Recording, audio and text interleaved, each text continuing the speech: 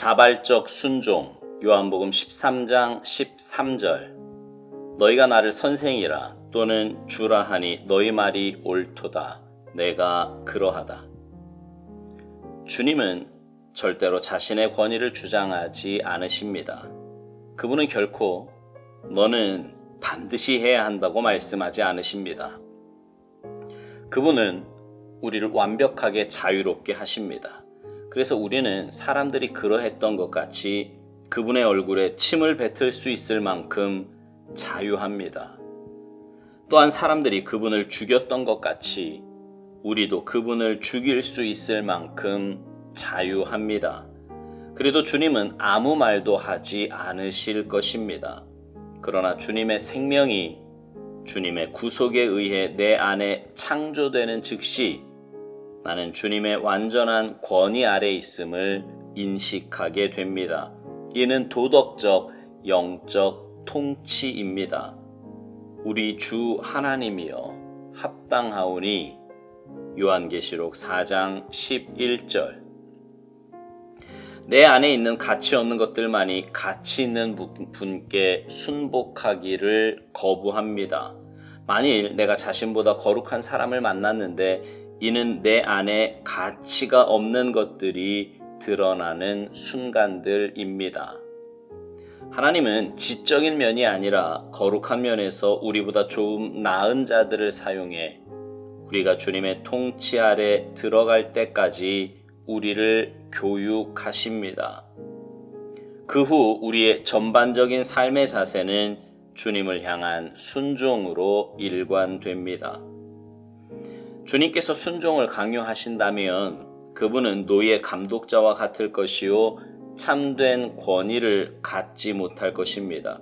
주님은 결코 순종을 강요하지 않으십니다. 그러나 우리가 주님을 만나 뵙게 되면 당장 죽게 순종합니다.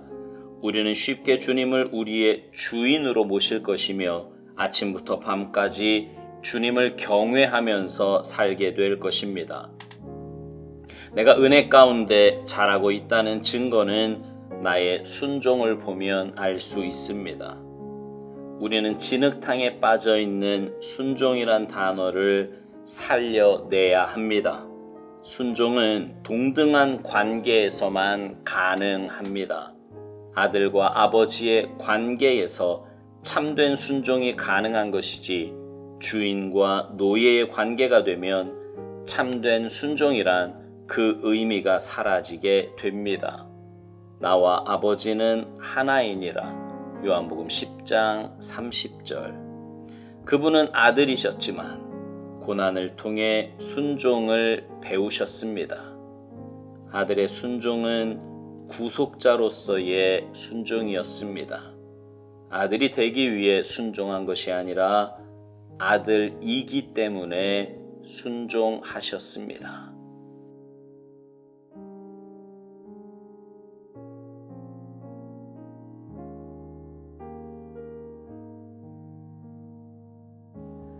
제가 늘 드리는 말씀 가운데 하나가 하나님은 굉장히 인격적인 분이시라는 겁니다. 우리를 창조하신 이후에도 완전한 자유의지를 주셔서 그 자유의지로 하나님을 사랑하며 하나님을 온전히 섬기도록 그렇게 창조하셨습니다. 그러다 보니 타락한 이후에요. 인간이 자기가 주인인 줄 알고 자기 마음대로 살아서 그렇지 사실은 하나님의 은혜요 인격적인 대우하심 때문입니다. 이것을 오스왈드 목사님은 주님이 절대로 자신의 권위를 주장하지 않으신다고 말합니다. 우리에게 반드시 무엇을 해야 한다고 말씀하지 않으신다고요. 우리를 완벽하게 자유롭게 하신다는 거지요. 오스왈드 목사님은 계속해서 우리가 얼마만큼이나 자유한지에 대해서 이렇게 말합니다. 우리는 사람들이 그러했던 것 같이 그분의 얼굴에 침을 뱉을 수 있을 만큼 자유하며 사람들이 그분을 죽였던 것 같이 우리도 그분을 죽일 수 있을 만큼 자유하다고요. 그래도 주님은 아무 말도 하지 않으실 것이라는 겁니다.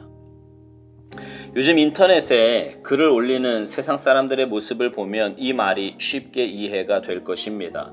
인터넷 댓글에 보면 가관입니다. 하나님이 살아계시면 어떻게 이럴 수 있냐는 둥, 하나님을 믿는 것은 우매한 일 중에 우매한 일이라는 둥, 교회를 향해 집단 최면에 걸린 어리석은 공동체라는 둥, 정말 듣기에도 거북한 말들을 아무 거침없이 쏟아냅니다. 하지만 하나님은 아무 액션도 취하지 않으십니다. 정말 완벽한 자유를 인간에게 허락하신 거예요. 하지만 그 자유가 방종이 되어서는 안 됩니다. 오히려 그러기에 더 주님 말씀에 순종하며 주님께 복종해야 합니다. 그리고 그 시작은 주님을 마음에 모시고 주님의 자녀가 될 때 가능한 것입니다. 오스왈드 목사님이 이렇게 말합니다. 주님의 생명이 주님의 구속에 의해 내 안에 창조되는 즉시 나는 주님의 완전한 권위 아래 있음을 인식하게 된다고요. 그렇습니다. 주님의 자녀가 되는 순간 주님의 권위를 인정할 수밖에 없습니다. 아니, 자연스럽게 그렇게 됩니다. 그분의 위대하심과 거룩하심, 감히 인간의 언어로 다 담을 수 없는 그분의 광활하심에 마음으로 삶으로 자연스럽게 복종하게 되는 것입니다. 근데 그런 내 마음에요, 하나님의 뜻을 거부하려고 하는 죄성의 찌꺼기들이 남아 있습니다. 그래서 꼭 그렇게 살아야 하나? 그렇게 사는 게 정말 맞나? 이런 엉뚱한 생각들을 하게 합니다. 그리고 그 결과는 불순종입니다. 오스왈드 목사님은요, 내 안에 가치 없는 것들만이 가치 있는 분께 순복하기를 거부한다고 말합니다. 여러분, 이상하다고 생각하지 않으십니까?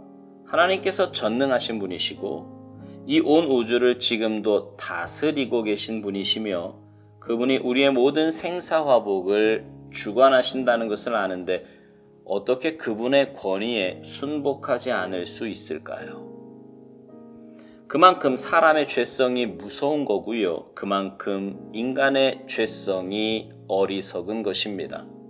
그래서 우리는 날마다 내 안에서 나오는 그 죄성들을 주님의 십자가로 가지고 가야 합니다. 그리고 주님의 도우심을 구하며 주님의 보혈로 날마다 씻음받아 사도 바울의 고백처럼 나는 날마다 죽고 주님만이 내 삶에 내 안에 사시는 그런 삶을 살아야 합니다. 그럴 때 우리는 하나님의 권위를 완벽하게 인정하며 그분의 말씀을 따라 순종하는 삶을 살 수 있는 것입니다.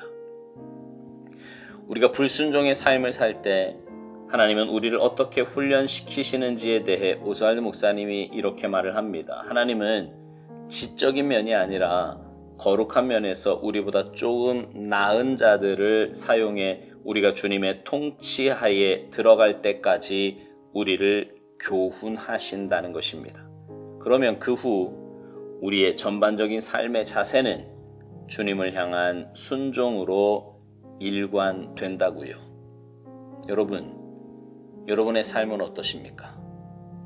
주님의 권위를 인정하며 주님 말씀에 순종하며 사십니까?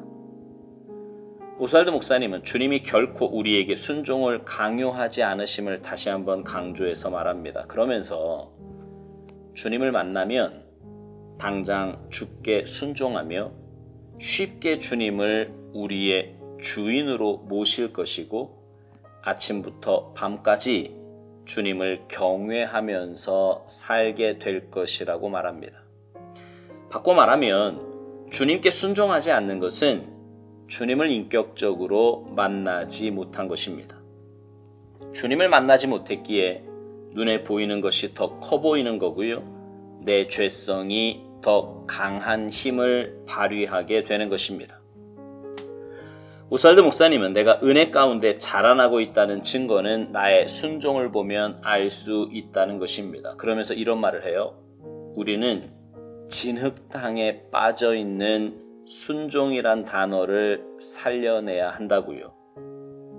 진흙탕에 빠져 있다는 말이 의미심장하지 않습니까? 그만큼 하나님의 말씀에 온전히 순종하는 사람이 많지 않다는 말입니다. 더러워진 순종. 다시 말해 온전한 순종이 아닌 내 편의대로의 순종, 하고 싶은 것만 하는 선택적인 순종, 하나님의 뜻보다는 내 상황과 형편에 맞는 순종, 이런 모든 것들이 바로 더러워진 순종, 진흙탕에 빠진 순종일 것입니다. 묵상 마지막에서 오스왈드 목사님은 순종은 동등한 관계에서만 가능하다고 말합니다. 아들과 아버지의 관계에서 참된 순종이 가능한 것이지 주인과 노예의 관계가 되면 순종이란 그 의미가 사라지게 된다고요. 우리는 주님의 자녀들입니다. 그러기에 아버지 되신 하나님 말씀에 순종하는 것입니다. 육신의 부모도 자녀를 향해 사랑의 마음으로 그 자녀를 위해 말하듯이 우리를 가장 사랑하시는 하나님이시기에 그분 말씀에 순종하는 것이 가장 복된 삶입니다.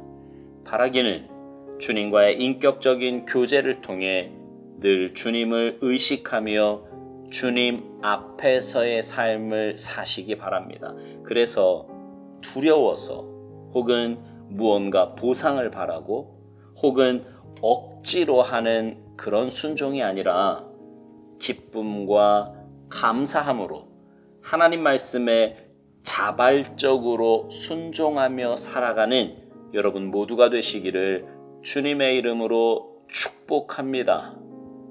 아멘.